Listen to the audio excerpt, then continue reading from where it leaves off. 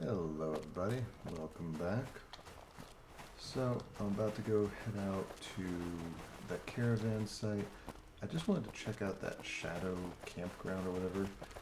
I think there was two other buildings there. Yeah, some other stuff on the side here. Just want to make sure we didn't miss anything. Since we kind of hurried away from this. Sullivan's Gulch. Oh, Sullivan's, okay. It looks like that's the only building you could go into.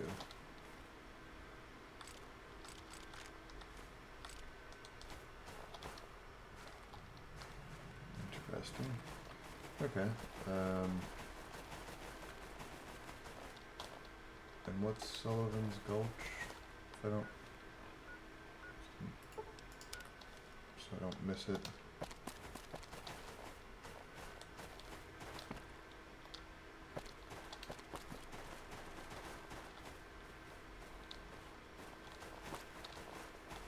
Oh, wait a minute. Ruined Town. Sullivan's Gulch of Town. Oh, dog biscuit. And some bricks.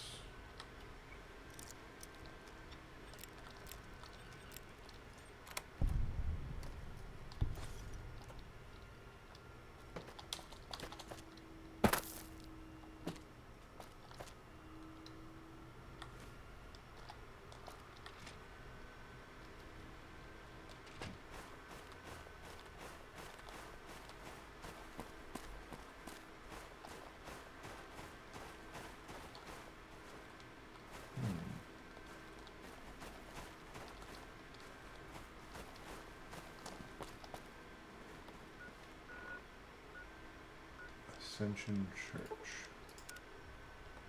Alright, well, we're basically just gonna follow our marker here. Oh, who are these guys? Scrapper? Shop guard? Beat it, punk. This is Danny's business. If you don't know Danny, then you're new or you're dumb. He's one of the biggest merchants in Portland, and no one messes with him. Him. Okay. No one. Okay, yeah. What does Danny want? A few years ago, the ghoul in there took out a loan from Danny. It's time to collect, but the bitch refuses to pay. Actually, I just got back from Danny. Cap's arrived. There's no reason for you to stay here.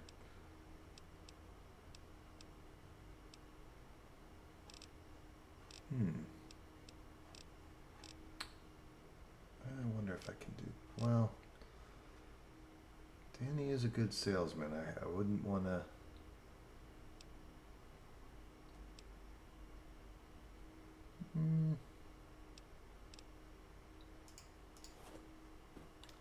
Let's see, can we... What part of beat it don't you...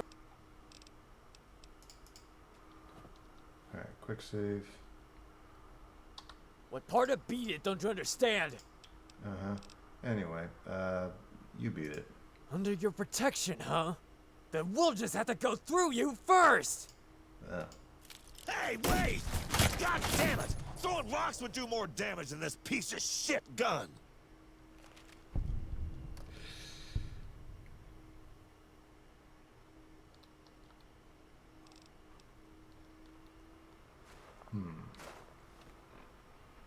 Just worried. I don't know. Can we go back to Danny's now? Is he gonna be all pissed?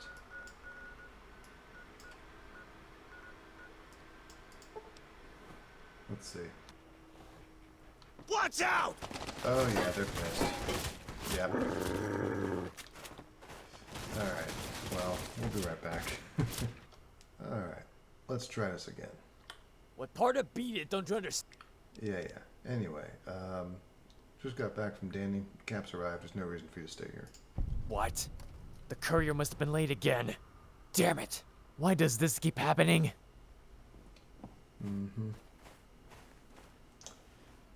Their boss is gonna be so pissed, he'll probably just kill them as soon as they show up.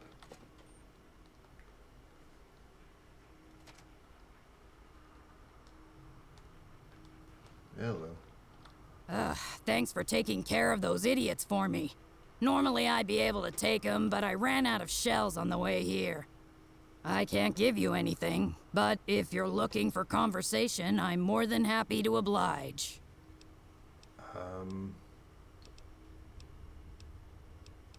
What do you do for a living?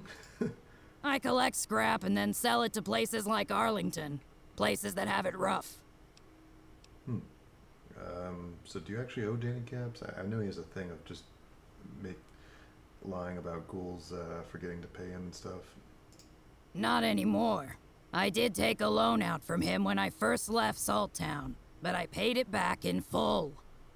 Danny sent his guys here because he thinks I forgot I paid him. Unfortunately for him, being a ghoul doesn't automatically give me Alzheimer's.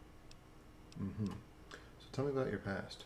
We talking before or after my face looked like this? Before? Before this. Before the war. I was a fire starter. Anarchist is what they called us back then. Ah. Guys in charge said all we did was throw bombs at people. That wasn't true of all of us, but I fit the stereotype to a T. Even had a partner, in more ways than one. Italian guy. Never could remember his name. He died right before the war. Probably for the best. Continue. After he died, I decided to infiltrate a mining outpost. Destroy it from the inside. Down with capitalists and all that. Wasn't there too long before the bombs fell, which is how I changed. The outpost would later become Salt Town. Alright, so what happened after? After I turned into a ghoul, I joined the other miners and helped build up Salt Town. Wasn't too keen on it at first, you know, since I hate governments. But it grew on me, at least until we elected the first foreman. Never did like the guy, but things were still good. Then the second foreman took over and everything went to shit. So what did he do?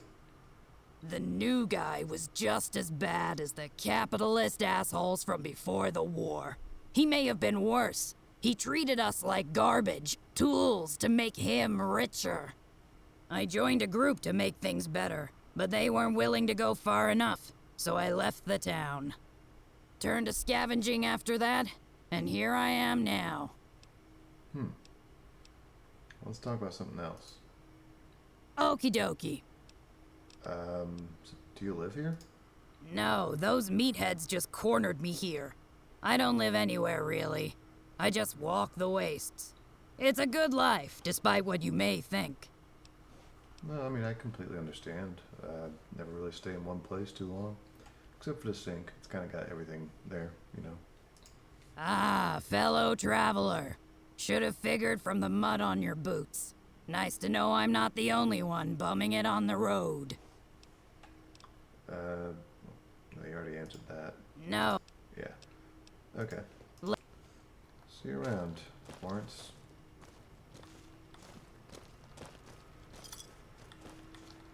Anarchist.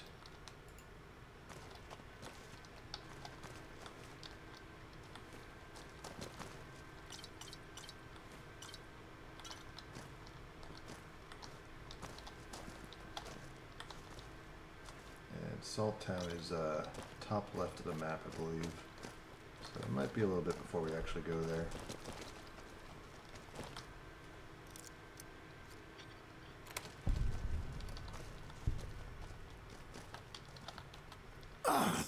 My knees. My knees.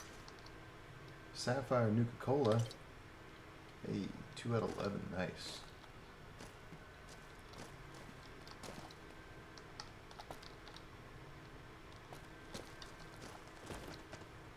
Alright.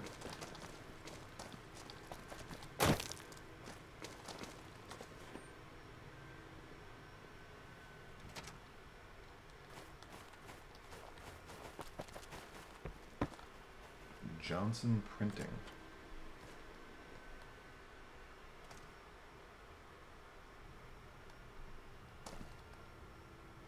Tin mill. Marco's journal.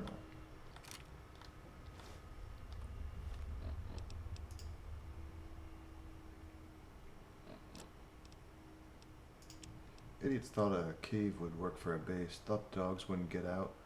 I'm glad I got out when I did. Another dream tonight. Same thing as always. That kid looking up at me with bloodshot eyes. Then I lower the gun and watch him run off as his dad screams in the background. Some nights I wish I had taken the shot. Some nights I wish I turned the gun on myself. There's something out there, hiding in the shadows, just out of sight. I see him in the corner of my eye.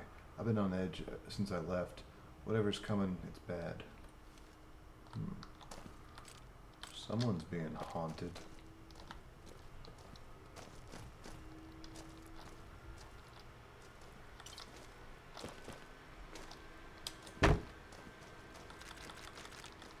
All the ammo.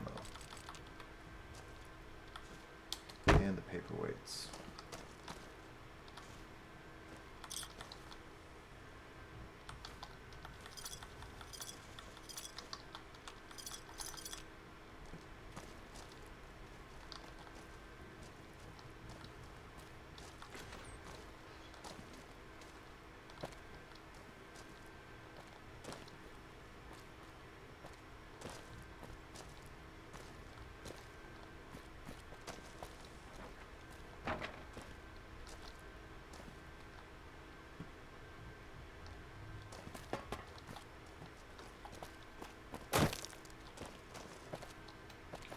Alright.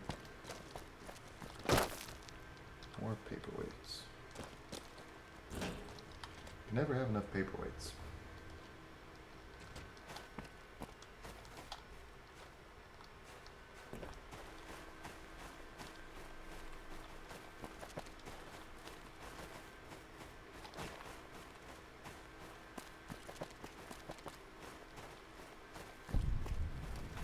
Ascension Church. Oh boy. Spore carrier? Getting too old for this shit. They got these things out here? What? Oh wait. Brad. Johnsy?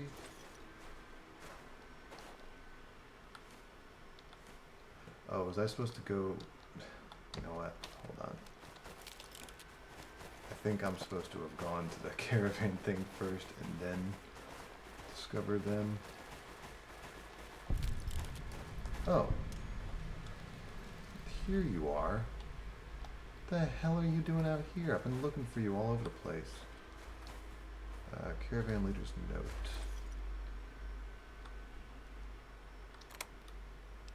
Irvington Ledger.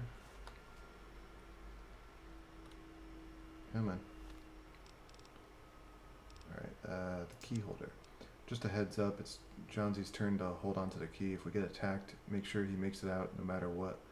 Fuck man, bleeding out, can hardly write. That thing grabbed Johnsy, dragged him off, didn't see where. So much blood. I can't.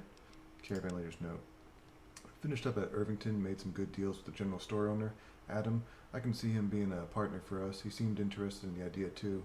I'll bring the idea up to the mayor and see what he thinks. Shouldn't be too long until we... Damn, I swear I just saw that one lady from the town. Candy, running away from us. It can't be her though, right?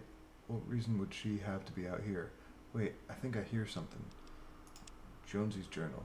Man, that Irvington place was a dump. We could have gone to Austria, but no, we had to go there instead. Whatever, at least that May lady was hot. Maybe I'll go back and work old Jonesy's charm on her. Brad seemed weird on the way back, like weirder than usual. I thought he had crabs, but when I got my hand on his shoulder, he pulled a gun on me. Like, seriously, man, what the fuck? Hopefully he'll calm down once we get to the next town. Never been on this route before, though, so I'll have no idea when we'll get there. I know.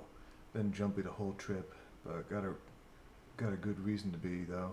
I saw what they were hiding. Irvington has this pathetic little act going on, a ruse that makes them seem weaker than they are.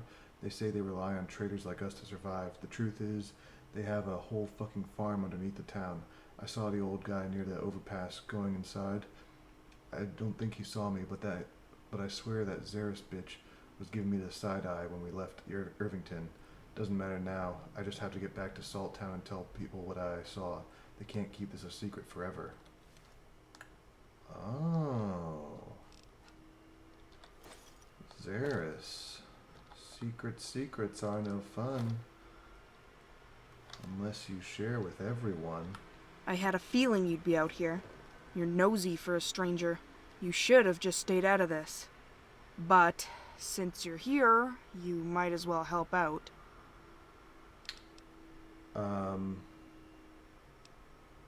Why'd you make everyone in town lie about the caravan? I didn't make them lie. It was their choice. It was a safety measure. We didn't know what kind of people they would send after the caravan. What those people would do to us. The less it looks like we know, the better. So what happened? No idea. I thought it was a robbery, but everything is still here, just wrecked. Even the Legion isn't this brutal. I don't know what did this. So why are you out here? Same reason as you, I suppose. To find out what happened to the caravan. I think the answer is pretty obvious. So what do you need help with? There's a ledger in one of the boxes. It has classified information in it that we can't risk falling into the wrong hands. Problem is, I can't get the damn box open. I have the ledger. Great. Give it to me. First, tell me why you're out here. You're really gonna do this? They were nosy like you and found something they shouldn't have. I came out here to make sure they didn't share what they learned. Turns out, I wasted my time, because they were already dead. You can have the ledger if you want it, but keep what happened here a secret. Tell Adam they were lying about coming back. Oh, I don't get it. Why do I have to tell Adam? Couldn't I just tell him they got killed by raiders? Tell me about the lab underneath Irvington. It's nothing. You saw nothing. And if you know what's good for you, you'll keep your mouth shut.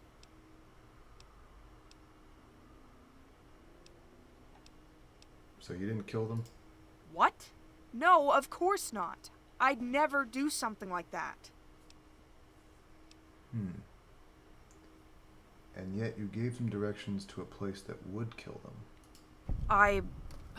Look, I couldn't deal with them in the town. This was the better option. If they survived the trek, good. If they didn't, no big loss for us.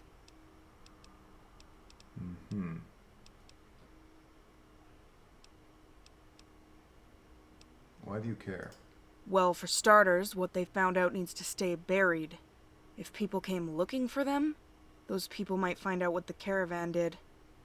Besides that, news of the caravan being destroyed would cause traders to avoid town, and we need them to survive. Alright, so what happens if I tell the truth? I'm not going to hurt you if that's what you think. At least not physically. My word means a lot in Irvington, though. I can poison your reputation easily.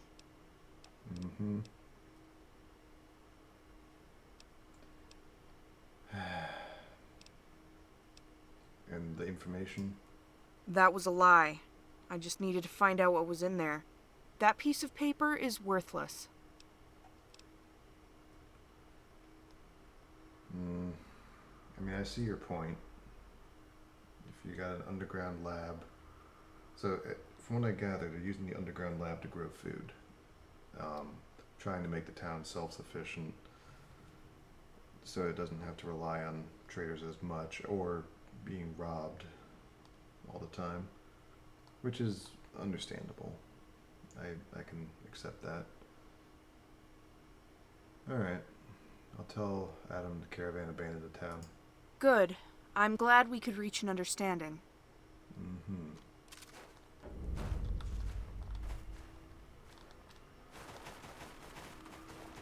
Alright, so let's go. I'm guessing we were supposed to get to here, then go looking for the, probably follow the blood splatter.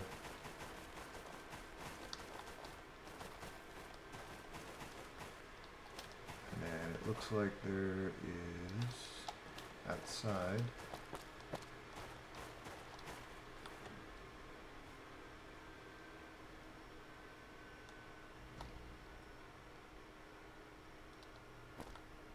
Oh, hello.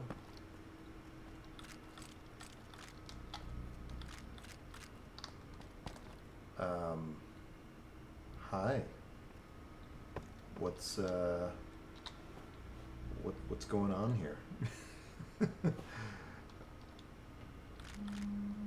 um, Broken terminal, scribe Palmer's. Okay. Metis, broken.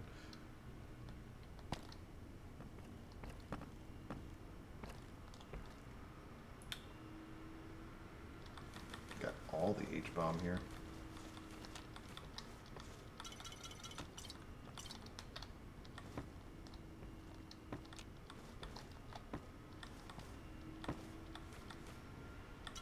Hey, another sapphire. Hologram emitter switch. Just looking around.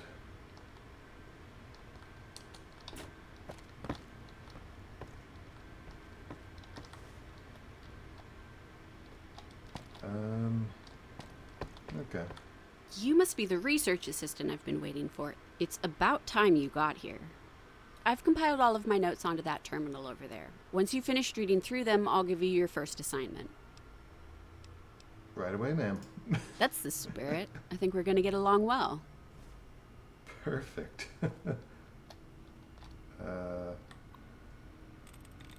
Oh boy, is this going to be a lot of reading? Boy, that looks like a lot of reading. Well, I guess you know how this episode's going to end. General observations. If there's one thing I can say without a shadow of doubt, it's that the ecology of the frontier is a clusterfuck. There's little rhyme or reason to it, no natural order of any of the species or their placement. There is some sense to it.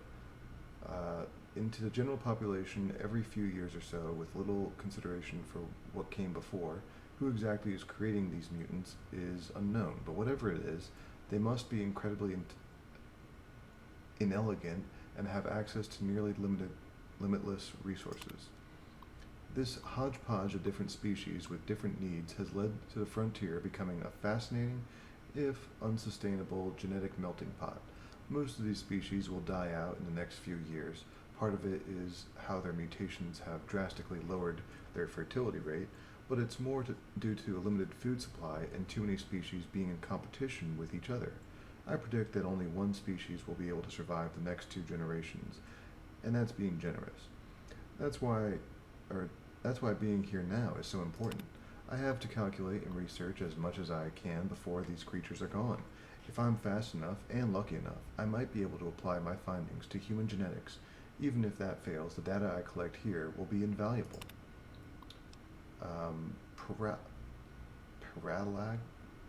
Paralagus? The Paralagus could almost be seen as an analog for all the mutants in the frontier.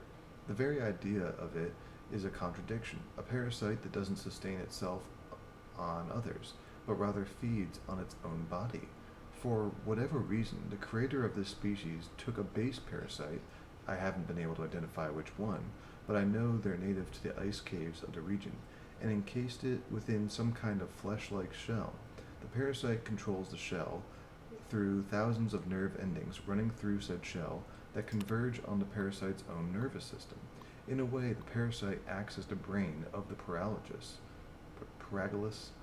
We'll call it that, Paragalus. The Paragalus is extremely aggressive and is known to tear its victims to pieces. But they never consume any of the meat. Even if they do, my tests show that they are incapable of properly digesting it. Instead, the dead bodies are solely used as incubators for the Paragalus eggs, though they seem to prefer still living paralyzed victims. In order to feed, Paragalus redirects the acid in its acid sacs towards its own body, liquefying one of its many redundant organs. I think I counted 19 spleens. 19. And consumes the resulting nutrient soup. Naturally, the process of continually liquefying one's organs isn't sustainable, no matter how many spleens you have, which is why the Paragolis only has a life cycle of no more than 3 years. Their high birth rate somewhat makes up for it, though unfortunately, or perhaps fortunately, the viability of Paragolis eggs is rather low, and seems to be decreasing with each generation. Can't say I'd be sad to see these guys go. Probability of continued survival? Low. Metro crawlers. It's pretty obvious what these things are, still I didn't want to believe it. Crawlers were people once. In a way they still are, but you wouldn't know it from looking at them. The standard ghoulification process has been somehow doubled down, and they have since lost the ability to even stand properly. It appears in this state their spinal cords are severely damaged, rendering them incapable of complex movement or functionality. Probability of continued survival, none. Mantis men. Of all the mutants I've come across in the frontier, these mantis men, and yes, that's what I'm calling them, are the most obvious in their artificiality. It's impossible to list all of the changes made to the creature's DNA and RNA. I tried, the terminal ran out of memory. While the other mutants seem more like proofs of concept than anything else, the mantis men seem to be designed with survivability in mind. Their exoskeleton is 10 times harder than that of normal manti, and a few of the older subjects have an exoskeleton tougher than a deathclaw leather. Their eyes allow for full 360-degree vision and give them limited night vision.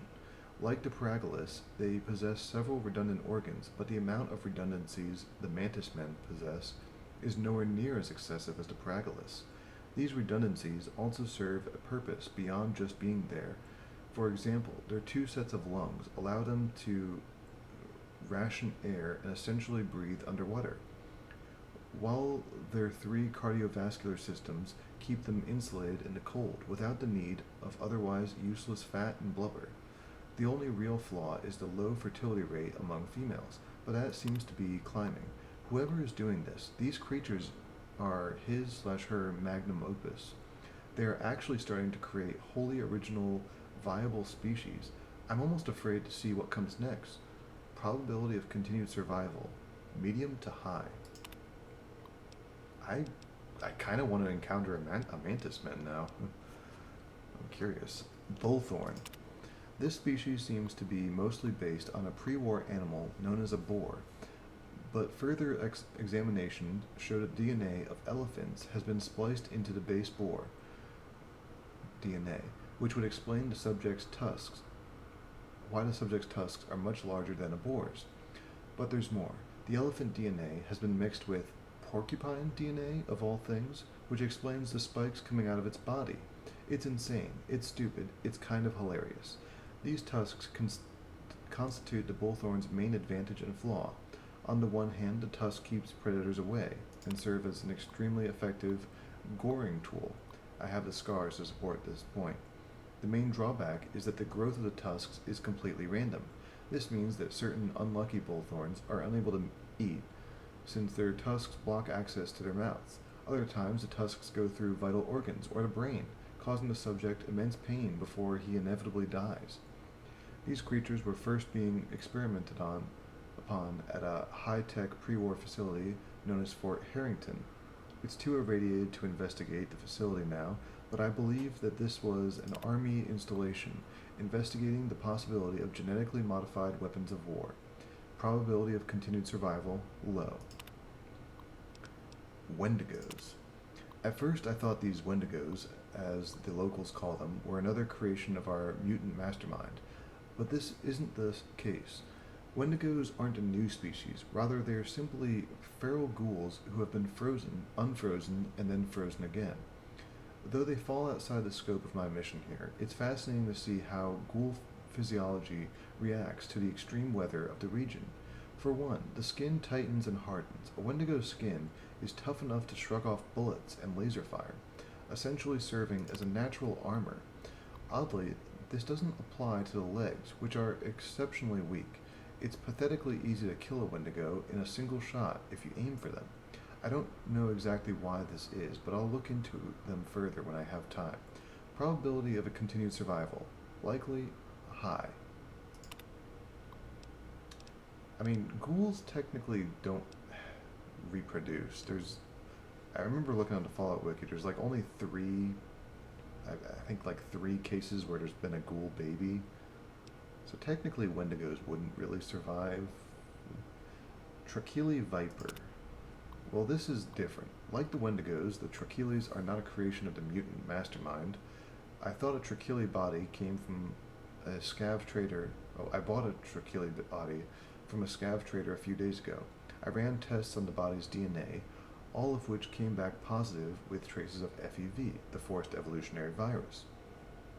From this, I can infer the Tracheli have a similar origin to the original supermutants and Deathclaws, a government experiment gone wrong. Though they have animalistic characteristics like Deathclaws, they seem to be similar in intelligence levels to supermutants, first-generation mutants at least. The body I found that has tribal markings and ritual scaration. I also found a piece of parchment in his bag that seems to translate English into whatever the Tracheli used to communicate. Apparently, the Tracheli are a bit of an open secret in the frontier, and the scav I bought the body from told me that Tracheli trade with the NCR all the time. Though he didn't know what they traded with, it probably isn't legal if Blackthorn's keeping it quiet. In any case, that's why I'm leaving the Tracheli alone for now. The last thing I need are new California stooges on my tail. Once I'm done here, I'll see about maybe leading a Brotherhood expedition to the Tracheli's home. Probability of continued survival, high. Strong-backed bighorner. After a few detours, I'm finally back to our old friend, the mutant mastermind. I've only just now studied this species, though I feel I should have started with them. The strong-backed bighorner is a simple concept. It is a bighorner with a strong back, which turns it from a grazing animal into a pack animal. Such a mutation has always been present in the main bighorner population, but never to such a scale as this. Judging from the samples I was able to gather, someone, the mutant mastermind, isolated the gene that improves back strength and increased the likelihood of it presenting itself from 10% to about 98%, completely inverting the division found in the Mojave and Utah. Ironically, though, this is the least flashy and most simplistic of the mutants. It is by far the most viable. The bighorner is already a hardy animal, and the addition of a strong back just makes it even more reliable. It's easy to see why it's become the frontier's go-to pack animal. I'm very confident that this species will survive far into the future. I've got to wonder how we went from this to mantis men. Maybe something happened to the mutant mastermind, or maybe this was what started them down the path. Probability of continued survival, very high. Alright, that wasn't too bad. Alright, well, I am going to cut here, because we're at about a little over 30 minutes, and we will find out what is going on here, because we just stumbled into a Brotherhood bunker of some sort. So yeah, I hope y'all enjoyed so far, and we'll see y'all later. Y'all have a wonderful night.